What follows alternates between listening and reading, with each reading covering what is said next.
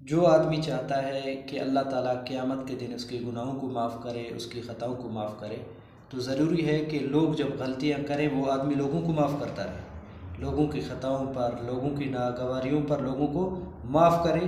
कल क़यामत के दिन अल्लाह ताला उसके गुनाहों को माफ़ करेगा, ख़ताओं को माफ़ करेगा। हर आदमी चाहता है।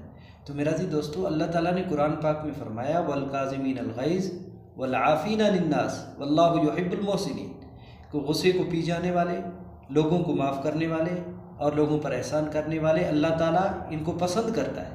तो ये अल्लाह के पसंदीदा भी हैं कि गुस्से को पी जाएँ, लोगों को माफ़ करें, लोगों पर एहसान करते रहें, अल्लाह ताला इनको पसंद भी फरमाते हैं। तो मेरा दी दोस्तों, हर आदमी चाहता है कि अल्लाह ताला उसकी ख़ताओं को, गुनाहों को, लग़्ज़िशों को क़यामत के दिन माफ़ करे। तो ज़रूरी है कि अगर कोई आदमी गलती कर जाए, ख़ता कर जाए, तो उसको माफ़ आदमी करता रहे। ज़ाहिर है इंसान को गुस्सा आता रहता है, लेकिन गुस्से पर आदमी काबू पाए।